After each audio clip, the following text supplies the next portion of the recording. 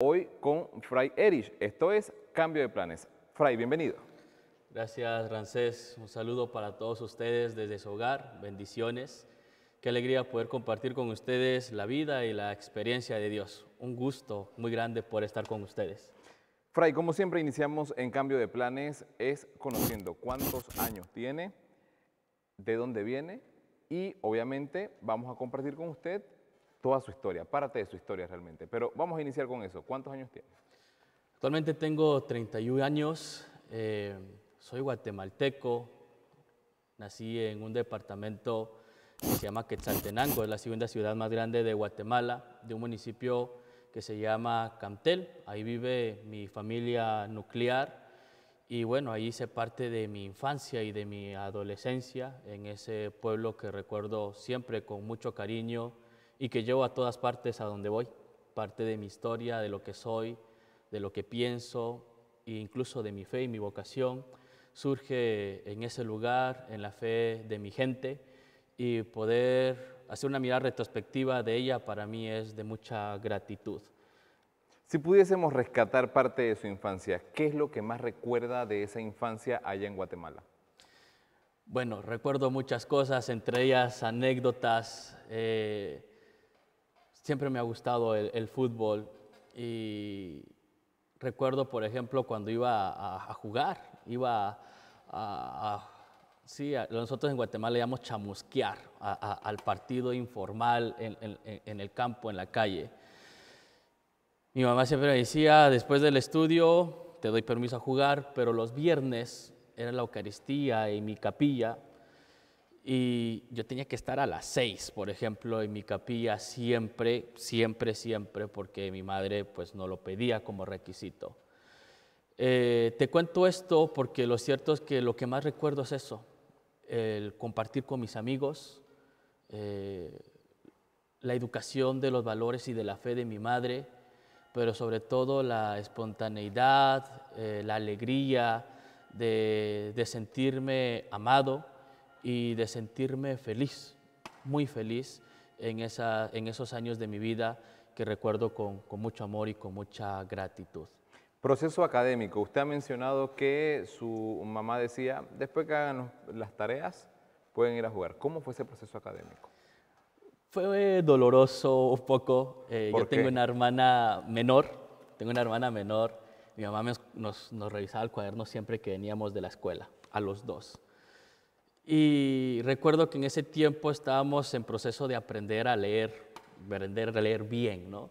Entonces agarraba el periódico y colocaba primero a leer a mi hermana, que venía un año antes que yo, y luego me mandaba a leer a mí. Y siempre me decía, hijo, tu hermana te está ganando, ¿eh? Está leyendo mejor que tú. Para mí eso era como un síntoma que no me voy a dejar, ¿no? No me voy a dejar, no voy a dejar que mi hermana lea mejor que yo. Entonces era de mucho esfuerzo, pero lo recuerdo con mucha gratitud. O sea, todo eso que mi madre en los primeros años de mi vida, junto a mi padre, me inculcaron, sobre todo el tema de la academia, fue creando en mí mucha disciplina y lo cual me ha acompañado hasta el día de hoy. ¿Qué materia le gustaba más? Yo siempre fui fan, incluso creo que fue por parte de mi familia, el tema de las matemáticas y de la física que le llaman allá en Guatemala. Todos mis hermanos han sido muy buenos en ello. Tanto que cuando yo iba a clase, los profesores me decían, tienes que ser tan bueno como tus hermanos, mis otros dos hermanos mayores. Entonces, para mí siempre se cumplió un reto, pero a la vez le fui agarrando cariño a esas dos materias. Sin embargo, algo que yo disfrutaba muchísimo era la música y el deporte. Siempre me encantaron esas dos materias.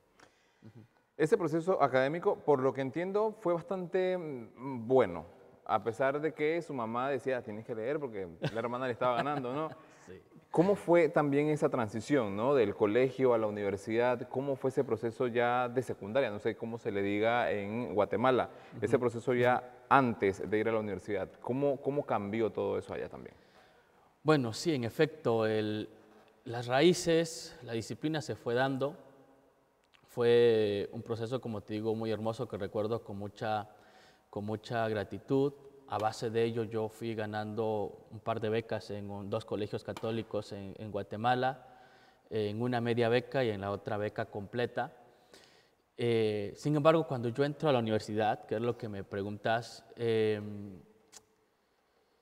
yo di un giro en mi vida a nivel académico.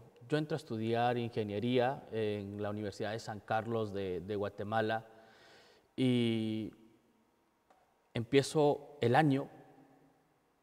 No obstante, como en mayo, junio, yo empiezo a relativizar mi carrera. Y a veces entraba a clases, a veces no, me metía a campeonatos en la universidad y eso hacía que pues, yo me enfocara en otras cosas que no eran los estudios. Y ese año no me fue del todo mal, pero sí sentí que no era yo. En la parte académica empecé a demostrar bastantes falencias y que se fueron demostrando en los resultados de la universidad. Y eso para mí fue un primer punto esencial en mi proceso vocacional. ¿Por qué se daban estas falencias? Mira, yo ahora que soy ya sacerdote y que ya hago una mirada retrospectiva de toda mi vida con bastante madurez, o al menos eso intento, yo ahora soy consciente de que yo estudié ingeniería precisamente porque mis hermanos estudiaban ingeniería. No me iba mal, como te digo, pero en lo más profundo de mi corazón había algo que a mí no me terminaba de encajar. O sea, como que estaba en un proceso de búsqueda muy fuerte, sin duda alguna queriendo ser alguien, buscando querer ser alguien, dándole un sentido a mi vida, proyectándolo siempre, pero en ese tiempo, precisamente, la ingeniería no me terminaba de llenar del todo. Y yo creo que es una realidad que muchas veces podemos cometer cuando no hacemos un buen discernimiento de lo que queremos para nuestra vida. Ahí fue donde yo por primera vez empecé a escuchar de discernimiento vocacional. Para mí eso fue una palabra nueva, pero cambió totalmente mi vida. ¿Le gustaba la fiesta? ¿Tuvo novias en esa temporada cuando estuvo en la universidad? ¿Cómo fue ese proceso? Ese año de universidad precisamente fue un año de mi vida que recuerdo también, obviamente con mucha gratitud. No cambiaría nada de lo que viví durante ese tiempo porque es lo que me ha ayudado precisamente a abrazar y a ser el sacerdote que hoy día soy. Ese año, sin duda alguna, fue un año irregular en mi vida en el sentido de que pues siempre me había caracterizado por estudiar, por tener las becas.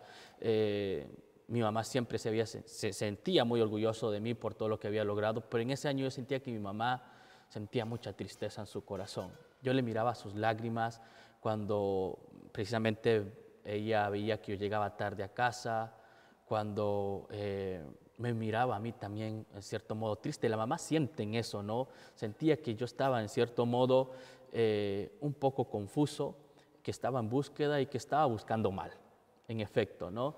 En efecto, sí, fue un año en donde yo terminé en ese año con mi novia, que habíamos empezado desde el último año del colegio. Y en el primer año de universidad, ella también vio en mí muchos cambios, varias cosas que a ella no le fue gustando de mí, fui cambiando en varias cosas y terminamos ese año. Eso para mí fue un dolor muy fuerte que también me ayudó a colocar los pies sobre la tierra y preguntarme qué estoy haciendo con mi vida. Estoy alejando a mi madre, alejé a mi novia, en los estudios me van mal. Fue un año en donde tuve que tomar mi vida en mis manos y decir, bueno, ¿qué quiero hacer?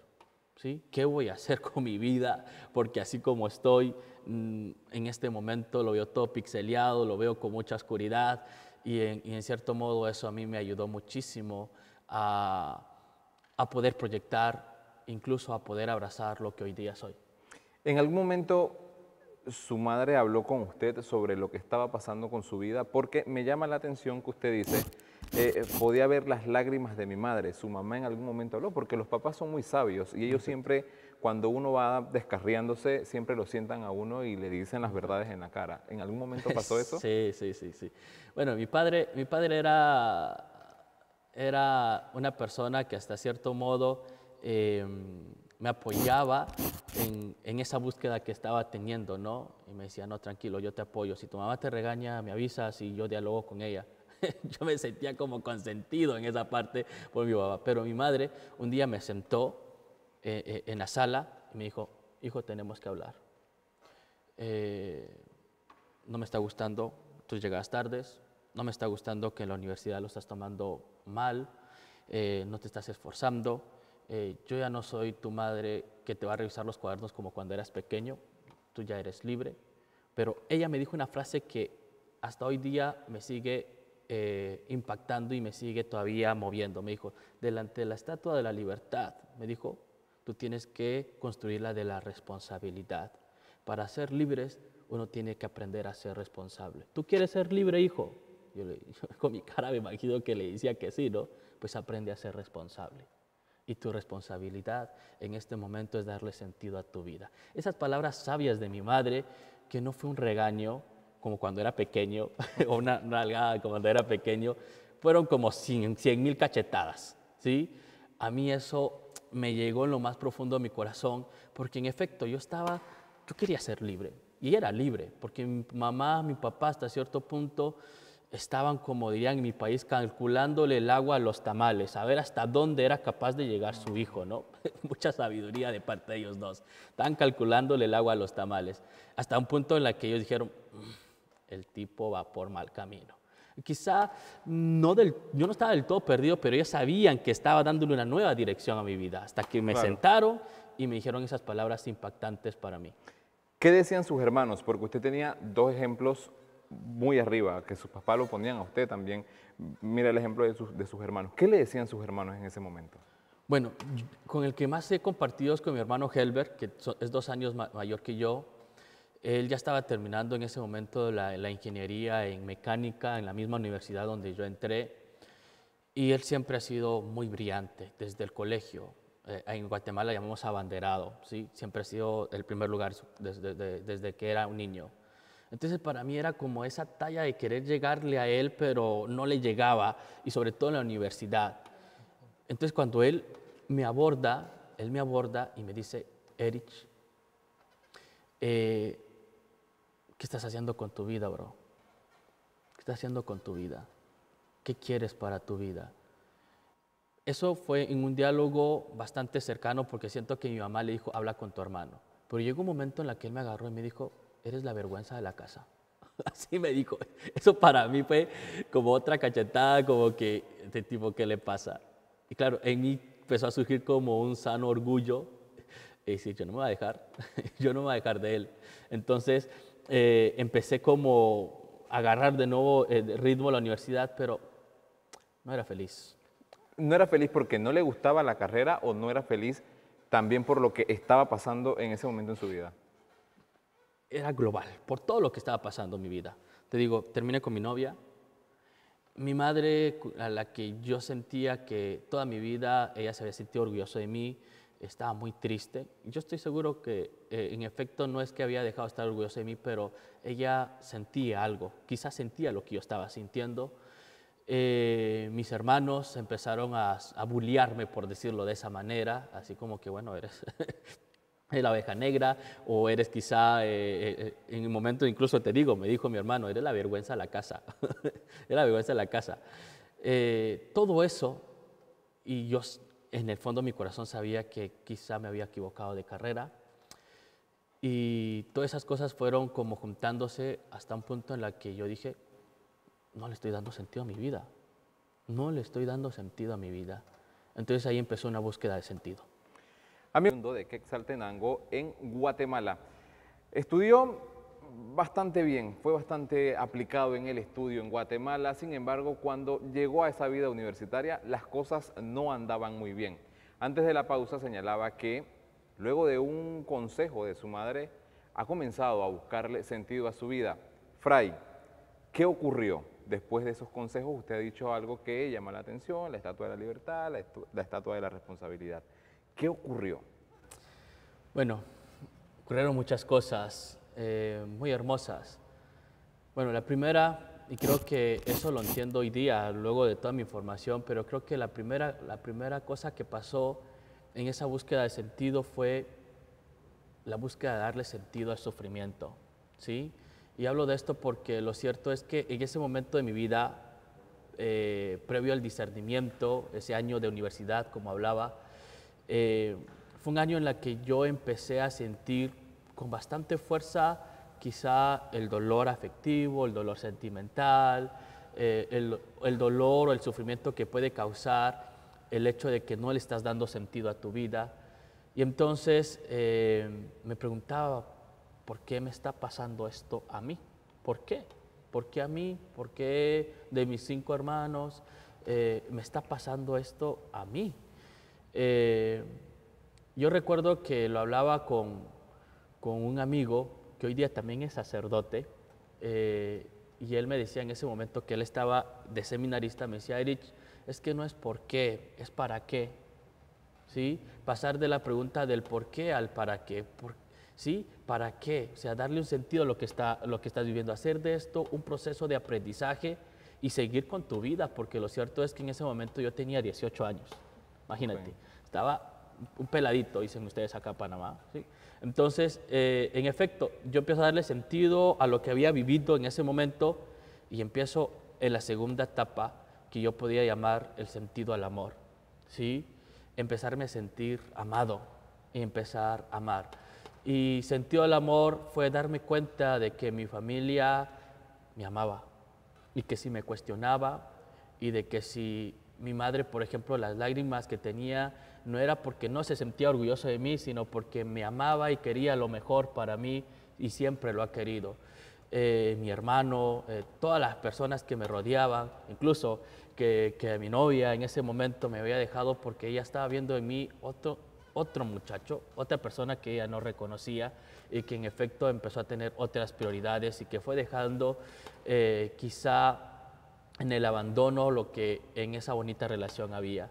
Entonces, esos dos sentidos me llevó a mí a darle sentido a mi vida y empecé precisamente en un proceso de discernimiento con los agustinos recoletos. Pero antes de ese discernimiento con los agustinos recoletos, yo creo que es importante que te comparta y les comparta a ustedes que desde casa nos escuchan. Yo creo que influyeron muchas cosas. La llamada de Dios es dinámica. O sea, si tú me preguntas, Padre, ¿en qué momento usted sintió la llamada de Dios en su vida? Claro, yo te puedo hablar de momentos concretos en donde yo sé que ahí estuvo la voz y la mano de Dios, pero la llamada de Dios es dinámica, fueron de todos los días, de todos los días. Hoy día la llamada de Dios se sigue haciendo presente en mi vida. Es un reto de todos los días, pero también es un don de todos los días. Entonces, en efecto, para mí, pensar en la llamada es pensar, por ejemplo, en el colegio benedictino en la que estudié, fue pensar también en el colegio salesiano en la que estudié, es pensar también en la Eucaristía de los viernes a la que iba cuando era niño, es pensar, por ejemplo, en el grupo de música o en el grupo juvenil en la que estuve.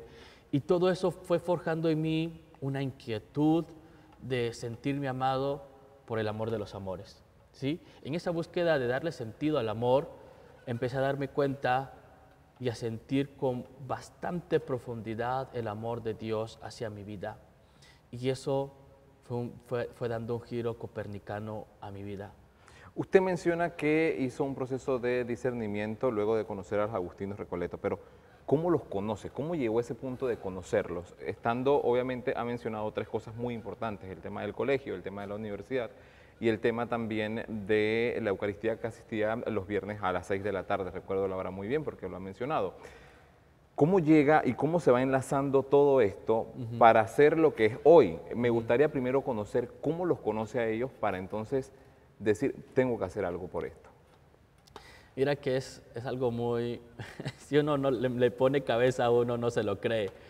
Yo te decía anteriormente, o les comentaba que tenía un amigo sacerdote con quien yo hablaba, quien es sacerdote, en ese momento no era sacerdote, estaba en proceso, y un día yo lo llamé, le dije, mira, oye, me quiero comprar una guitarra, es más, ya la tengo, pero ¿dónde consigo los acordes de tal canción? Sí. Y me dice, no, métete a lacuerda.net, ahí encuentras las canciones con acordes, que no sé qué. Y en eso me dice, ¿qué es de tu vida? Yo la otra semana estoy por allá. Y le digo, bueno, estoy acá en mi casa y bueno, esperando a ver qué pasa con mi vida porque ya estoy terminando el primer año de universidad. Él llega a mi casa y llega con una guitarra y me dice, mira, te traigo este regalo. Él era Agustino, es Agustino Recoleto. Y me dice, vente, en la parroquia donde va mi familia, que es Agustina Recoleta, necesitamos también gente para el coro juvenil, vente, te hago esta propuesta, el otro. Y para mí esa propuesta fue bastante seductora. A los 3 meses yo voy a la parroquia con mi guitarra, novato en la guitarra, y empiezo a aprender y me empiezo a envolver en la parroquia de los Agustinos Recoletos en Quetzaltenango. Y poco a poco, mira que en ese momento yo no tenía ni idea de que iba a terminar siendo sacerdote. O sea, ni siquiera estaba buscando eso en ese momento, ¿sí? Porque los benedictinos me habían hecho promoción vocacional, que vente, que hace una experiencia con nosotros. Yo fui la primera experiencia vocacional con los benedictinos. Los quiero mucho, voy de vacaciones y los visito, ellos saben que los quiero mucho y si ven este video en algún momento saben que los quiero mucho, pero ellos saben que en la primera convivencia vocacional que tuve con ellos me castigaron. ¿Por qué lo castigaron? Lo que pasa es que yo no escuché la indicación. Estábamos en la capilla y el padre dijo, de la capilla al comedor vamos a ir en silencio. Y eran como, qué sé yo, unos 50 metros, ¿sí? Pues era el primer día, yo no había escuchado la indicación, iba preguntándole a los muchachos de dónde eres, de dónde estás, que lo otro y aquello, y yo iba haciendo hasta cierto punto relajo en todo el camino. Okay. Llego al comedor y bueno, se para el padre y dice, bueno, ustedes venían hablando, porque previamente nos juntamos el grupito que veníamos hablando en una misma mesa. Me dice, ustedes venían hablando, tienen 2 opciones. Una, se quedan sin postre por no cumplir la indicación, o 2, comen arrodillados. Para mí eso fue como una cosa impensable, o sea, yo dije, esto es Trento, ¿esto qué es? O sea, época medieval o qué. Y yo me sentía indignadísimo y le decía a mis compañeros, pues no comamos el postre, pero arrodillados, jamás. Bueno, pasó la semana de convivencia vocacional y a mí me encanta, yo voy de retiro incluso todos los años a un convento benedictino, pero a mí esa disciplina de ese momento, a la edad que tenía, con las inquietudes que tenía, con la historia de vida que tenía, me sobrepasaba. Claro. Entonces, nunca me llamó la atención la vida religiosa ni monacal, y para mí fue como una página pasada en mi vida, ¿sí? ¿En qué momento usted siente, porque luego de participar en el coro de música, qué le llamó la atención? Que usted dijo, porque es que siempre lo digo, ¿no? Y los amigos televidentes no me dejarán mentir. Cuando entrevistamos a sacerdotes o religiosos, siempre dicen, es que yo escuché el llamado y sentí un fuego en mi corazón, que es algo que no se puede explicar. ¿En qué momento usted siente ese llamado? Bueno. Miren, yo la verdad quiero ser muy transparente con todos ustedes, ¿sí? Voy a hacer primero una acotación para que me entiendan. Okay. Hace unos años, cuando yo me encontraba en discernimiento vocacional, nos hablaban de la vida de los santos, ¿no? Y de cómo Dios los había llamado. Y esa era una de las razones por la cual yo no quería entrar al seminario, porque yo me cuestionaba y decía, a mí Dios no me ha llamado así fuerte como hablan los santos o como hablan estos mis compañeros que desde pequeñitos celebraron la Eucaristía con galleta y que desde pequeños pues tenían un deseo de santidad. Yo decía, ¿será que realmente Dios me está llamando a mí? Porque yo no he sentido eso que pues cuentan mis compañeros, no todos, ¿no? Pero varios de ellos contaban eso y a mí me interpelaba fuertemente eso en el momento en el que yo iba a entrar. Les hago esta acotación porque me remonto muchísimo a lo que yo te decía anteriormente. Para mí, y lo digo con mucha convicción y con mucha fe, es que Dios me llama todos los días. Todos los días, ¿sí? Yo me levanto y le digo, Dios, gracias por la fe, gracias por este don, pero ayúdame a asumir los retos de este día. ¿sí? Quizá esto te suene extraño o le suene extraño, pero esto no se divorcia quizá lo que tú me estás diciendo, porque lo cierto es que si uno hace una mirada retrospectiva o hago una mirada retrospectiva de toda mi vocación, en efecto, hay signos vocacionales, hay momentos, hay personas, hay espacios teologales en donde esa vocación de todos los días empezó a cuajar, ¿sí? Entonces, claro, haciendo esa acotación, respondo a tu pregunta. En efecto, lo primero que yo siento que ha sido un signo vocacional ha sido ese momento en el que yo empiezo a preguntarme qué quiero hacer con mi vida, ¿sí? En esa búsqueda de ser algo, de ser alguien, la propuesta de Dios empieza en mí a tener una respuesta, ¿sí? Eso es uno. Dos, pareciera que todo ha sido como hilado por Dios. Es más, todo ha sido hilado por Dios.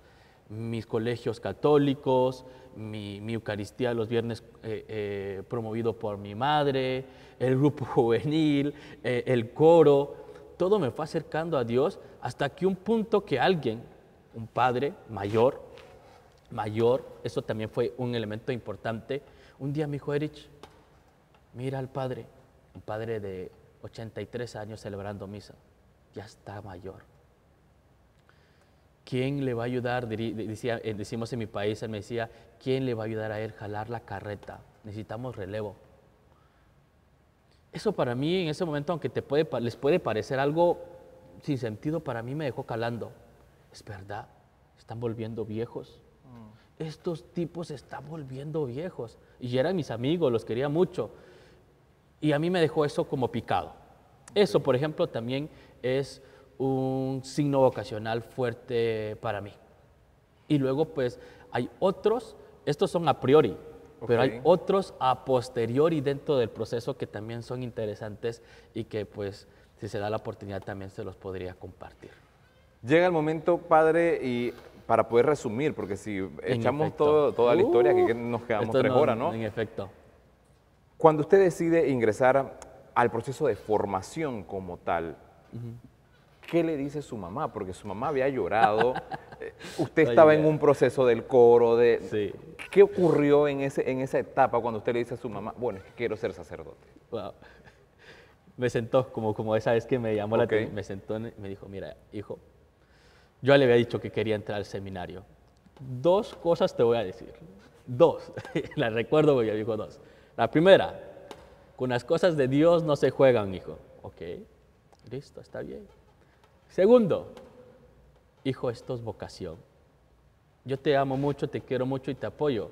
Pero si tú me preguntas a mí, tu hermano tiene más vocación que tú. Eso para mí fue como una bomba atómica fuerte porque yo decía, ¿cómo así? O sea, yo no cuestiono la confianza de mi madre, pero mi madre era experta en inquietarme, en inquietar mi corazón, ¿sí? De tomar mi vida realmente en mis manos con madurez, con responsabilidad y con libertad. Y más cuando era algo tan trascendente como esta vocación. Mi madre nunca me mostró a mí desacuerdo, al contrario me apoyó, pero sí era capaz de cuestionarme y eso se lo agradezco. Amigos televidentes, vamos nuevamente a una pausa comercial. Usted no le cambie porque vamos a estar conversando en el tercer bloque con Fray Erich, quien nos va a comentar cómo fue la parte crucial dentro de su vida y fue el proceso de formación. ¿Cómo le fue en ese proceso? Bueno, te puedo decir que fueron años de mucha configuración. La primera etapa con nosotros ya de lleno, que son la formación inicial, es lo que nosotros llamamos el postulantado, ¿sí? Previamente a ello tenemos algo que se llama aspirantado, que es un proceso que se hace desde casa para discernir la vocación. Yo hice ese año de discernimiento y luego de ello pues entro con los agustinos recoletos a la primera etapa de formación, que es el postulantado. Son 3 años donde se estudia la filosofía. En ese año, pues yo vengo de estudiar ingeniería, que básicamente en Guatemala los primeros años de ingeniería se llama el área común, entonces están todas las ingenierías, estudiamos mate, física y todas las materias. Claro, pasar de nuevo a las letras, agarrar hábito de lectura, no fue difícil, Pero en efecto, fue volver de nuevo a tomar disciplina, a tener hábitos de lectura, a buscar métodos de estudio. Fueron años muy hermosos esos 3 años, pero sobre todo es importante que sepan que en esa etapa de formación nosotros trabajamos la parte humana, antropológica, tu historia de vida, sanar heridas, tus heridas de infancia, abrazar tu propio yo, tu propia miseria, para poder abrazar la miseria de los demás. Entonces, esa etapa de formación es, como todas, es hermosa. Luego del postulantado viene algo que nosotros llamamos el noviciado, que es en donde nosotros por primera vez utilizamos lo que ustedes ven en este momento, el hábito agustino recoleto. Nosotros hacemos ahí algo que se llaman los votos temporales, pobreza, castidad y obediencia. Este año de noviciado lo realicé en Navarra, en España. Los 3 años de filosofía los realicé en Guatemala.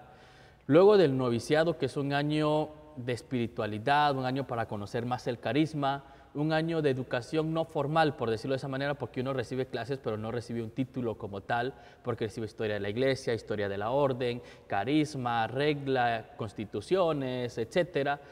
Luego de ese año vienen lo que son los 4 años de teología, los cuales yo realicé 3 años en España, en Madrid, y fui a terminar mis estudios teológicos y algunos otros estudios en Colombia.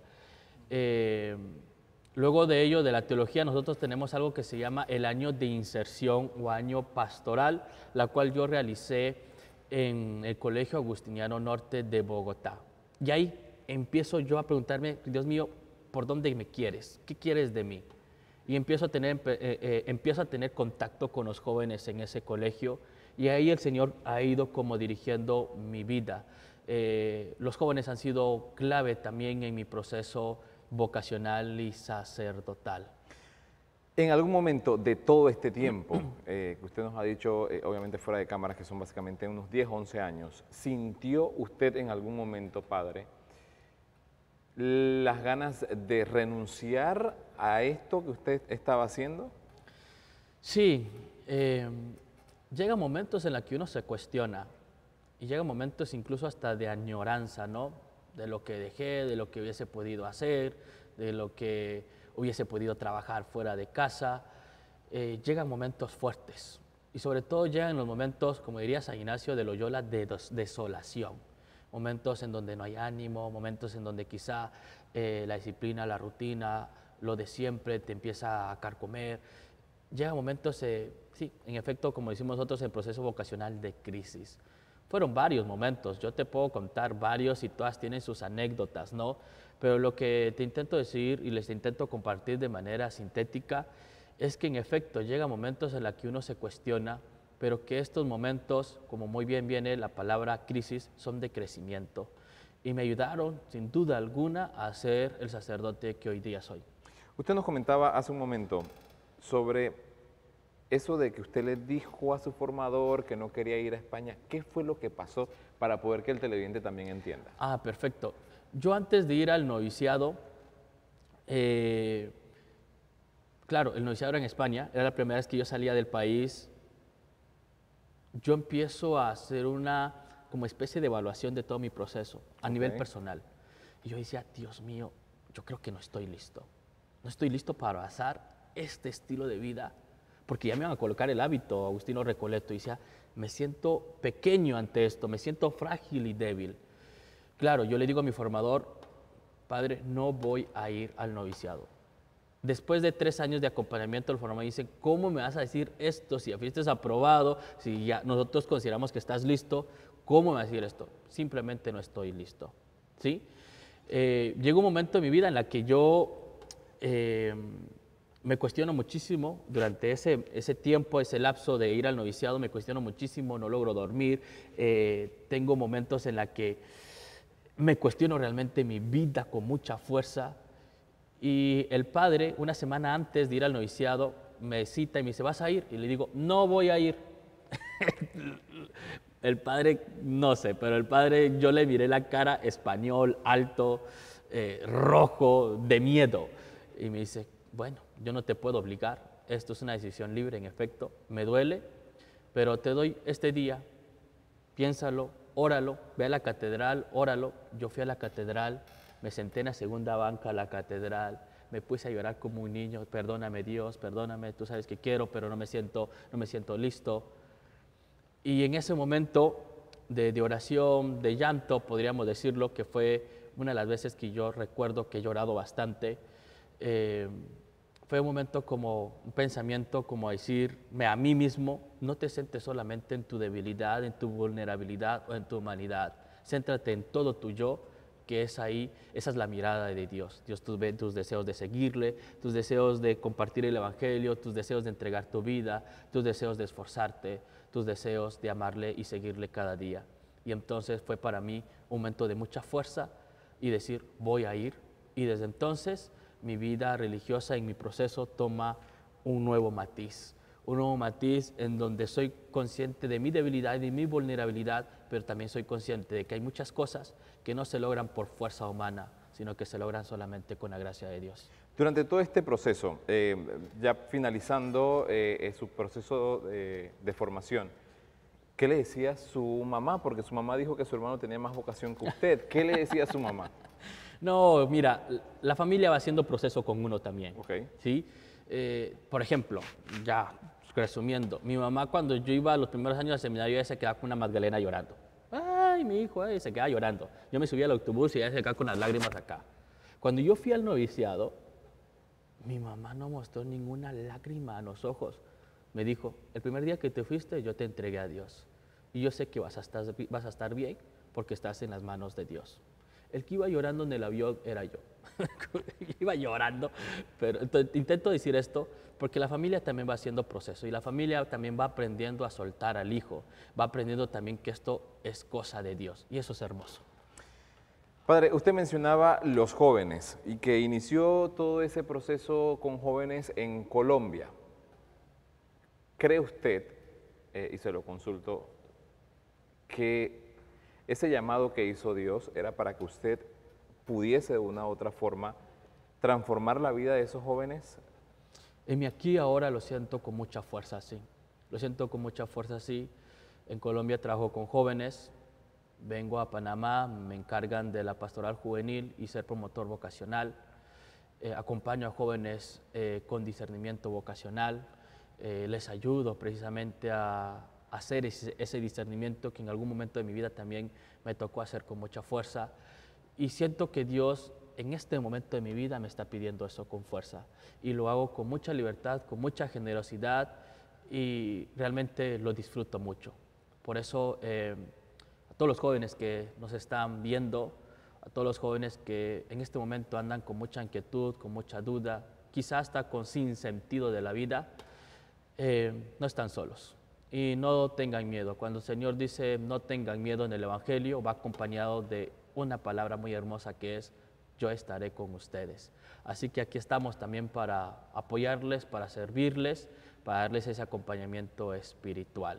El Señor lo que quiere para nuestra vida, sin duda alguna, y se lo digo a todos los jóvenes, es que seamos felices. San Agustín lo tenía claro, que el Señor quiere que seamos felices. Pero para ser feliz, y ahí resumo toda mi historia vocacional y todo lo que hemos compartido, para ser feliz hay que aprender a amar, ¿sí? Cuando uno quiere ser feliz hay que aprender a amar, porque cuando uno no ama, algo empieza a faltar.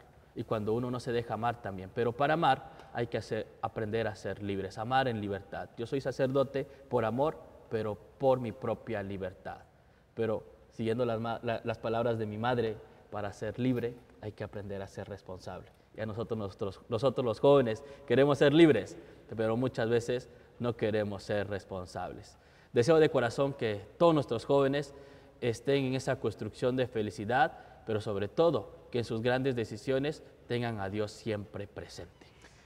En este proceso de acompañamiento, por decirle así, con los jóvenes, ¿qué ha podido ver? Porque estamos viviendo en un mundo que ha ido avanzando mucho en el tema tecnológico y muchas veces los jóvenes prefieren 1000 veces estar conectados a un televisor, a un celular, a un tablet o al computador, en lugar de salir a un parque, de compartir con sus amistades o hasta con su propia familia. Hay familias que a veces dicen, y es que yo no conozco a mi hijo, porque es que se la pasa todo el día encerrado, ¿no? ¿Qué ha podido ver usted, padre? Bueno, te lo resumo de esa siguiente manera. Yo veo varias cosas. Primero, veo en nuestros jóvenes, hoy día y más que nunca, las heridas de infancia sin trabajar, rechazo, abandono, humillación. Veo también en nuestros jóvenes muchos apegos, ¿sí? Veo en nuestros jóvenes falsas imágenes de Dios, ¿sí? Que pueden venir precisamente a partir de su propia historia de vida y de la experiencia que tengan de Él, ¿no? Y sobre todo, también veo en nuestros jóvenes muchas adicciones, como tú dices, la tecnología, etcétera. Pero sobre todo, a la luz de todo eso, de nuestra realidad antropológica, social, veo en los jóvenes mucho deseo de Dios.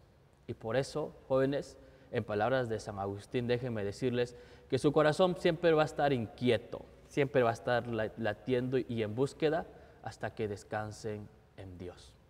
Padre, antes de finalizar, ese mensaje, ¿no?, a los jóvenes precisamente, porque seguramente estarán como usted en su momento, hace unos años atrás, estudiando una carrera sin sentido por decisiones familiares y todo esto, pero que tal vez podrían tener una muy buena vida en medio, ya sea del sacerdocio o tal vez como religiosa. ¿Cuál podría ser ese mensaje? Bueno, lo primero que les digo es que fe y razón no se contradicen, ¿sí? Yo veo mi historia de vida y créeme que los necesitamos. Necesitamos de su inteligencia, necesitamos de su vitalidad, necesitamos de sus inquietudes en nuestra iglesia. Los necesitamos. Segundo, lo que les puedo decir también, queridos jóvenes, es que no pierden nada. No pierden nada con Dios y lo ganan todo. Lo ganan todo. Que esto no solo vale la pena, vale la vida. La verdad que sí. Padre, me quedan 2 minutos. Usted tiene 2 años acá en Panamá. Sí. ¿Cómo la ha pasado en estos 2 años acá en Panamá? Pretty, dirían los panameños. La ha pasado muy bien. La verdad que ha sido muy hermoso, de mucho crecimiento y de mucho aprendizaje.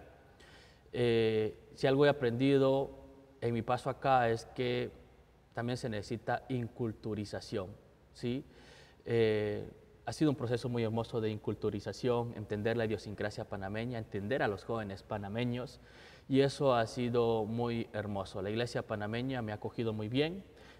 Pasé por la iglesia de Río Abajo, la iglesia de Piedra. Actualmente estoy en la parroquia San Lucas. También apoyo en el colegio San Agustín. Y créeme que mi paso por Panamá ha sido de mucha gracia. Por decirlo así, he pagado el año de novatada de sacerdote en Panamá y me han enseñado muy bien. Así que eso nunca lo voy a olvidar. Dicen que los primeros amores nunca se olvidan. ¿Comida favorita de Panamá, padre? Antes de acabar, obviamente. El arroz con pollo, sin duda alguna, me encanta el arroz con pollo. ¿Usted estuvo en Río Abajo, probó el sao? Por lo menos, sí, claro. ¿Qué le sí. pareció? Delicioso, delicioso. Claro, uno, por eso te digo, tiene que ser un proceso de inculturización porque la gastronomía muchas veces cambia, ¿no? Claro. Pero yo soy todoterreno en temas de la comida y creo que se nota un poco, ¿no? Pero soy todoterreno y me encanta la comida. Para finalizar, ahora sí, padre, el cambio de clima a usted le ha jugado una mala pasada, ¿no? Sí, ahora estuve de vacaciones en Guatemala. Yo pensé que no me iba a pasar factura, pero yo sentía frío esos pies porque amanecimos a 4 grados bajo cero, Okay. donde soy yo, que estamos en Quetzaltenango, estamos a 2.800 metros sobre el nivel del mar. Un frío. Claro, yo no decía nada para que no se burlaran ahí mis hermanos, se me echaran broma, pero en efecto, eso ya es un signo de que me siento panameño hasta en el clima. Y la verdad que estoy muy contento. Amigos televidentes, así hemos llegado a la parte final de Cambio de Planes. Le agradecemos a usted por su sintonía y también agradecemos a Fray Erich por estar con nosotros aquí. Recuerde que próximamente estaremos conociendo la historia de un sacerdote o una religiosa para conocer cómo Dios